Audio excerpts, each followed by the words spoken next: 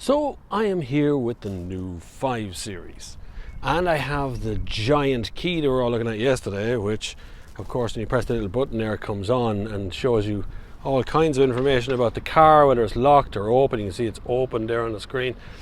So there's lots going on, and that key is actually quite hard to find a place where you're going running. I was running this morning, it's quite hard to carry that key. But let's look at the 5 Series, the exterior design of the 5 Series. So we've got a lot going on here, it's busy. Let's have a good look. Okay, I'm in the golden hour of the day. I love this time of the day where it's just everything goes kind of golden on me. But that colour is gorgeous, BMW, and those alloys, I mean seriously, get a load of them. They're the ones you actually want on a car like this. And for anyone who's not from Portlaoise, that is the motor tax office over there in the dark because I'm looking at the sun. Beautiful, beautiful, beautiful design, exterior. The problem I have is that, is it radically different from the 5 Series that's currently on the market? I mean, the previous generation, is it really that different? Is it like, I mean, there's a gorgeous angle of it down here at the front. You can really see what I'm talking about when it comes to design. Let's change the colour scheme there a little bit. Ah, it's really pretty. So, I love it.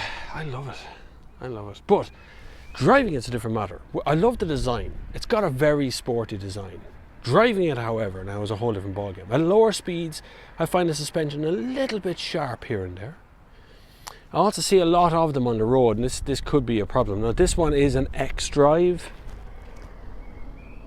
That's like 4-wheel drive, you know, but not all the time. It is such a pretty design, especially these 4 or the twin exhausts on the back.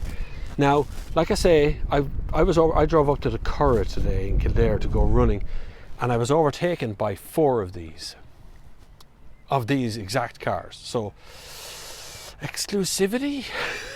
It's not really that exclusive. That's popularity, I'm afraid, but it is such a pretty car. Anyway, let's have a little gander on the inside. This one's got a lot of connected drive stuff. So you can see in the front window up here, you got a big thing, connected drive, which tells you about speed signs and things. Let's have a little look on the inside. So here's the interior of this one. It is fairly black in here. You have all the stuff coming on there. And that wonderful dash. You got a lot of blue happening around the edges of it. Those seats are gorgeous. Look at that colour. Just beautiful in here. And look at that headrest. See how soft that is? Wraps around your head as well. And more detail on the inside. I won't show you all the inside tonight because you just never get through it all. There's just so much in here, particularly on that screen up there at the top and on the dashboard as well. So there's a lot to get through, a lot of electronics. So I'm going to save that for its own video. Great thud from the doors, particularly from the back seats. There's 2 child seats in the back seats, as you can see them. There is a centre armrest, of course there is in the centre armrest. There's a couple of cup holders in that centre armrest as well, which is quite nice. You got rear heating back here as well, heating control, some of them. And again, another good thud. That's a really good thud. So with the wonderful Portlaoise tax office, council tax office, like for car tax in the background.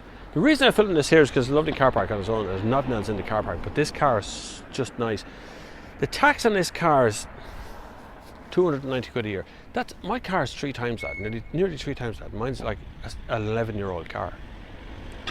That's not BMW's fault, don't get me wrong, that's not a car company's fault at all. That is our idiocy of government and Minister for Transport, who failed every single time to make any single useful change to make it a little bit cheaper on the roads. I'm getting email after email from people about insurance as well. People get 6 grand insurance on stuff, 5 grand insurance. It's ridiculous what's going on. So I'm going to phone up all the insurance companies to get a quote for me and see who's cheapest and put them all to the test on video.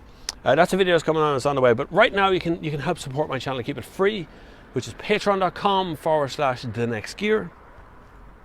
But at the very least, please subscribe. Just click the subscribe button. Giving money is always optional. YouTube does pay for advertising, but only in a tiny little bit at the moment, as you can tell by the big channels out there that are falling apart as well. But if you can, patreon.com/thenextgear would be absolutely wonderful. Thank you very much, and I will see you on the far side.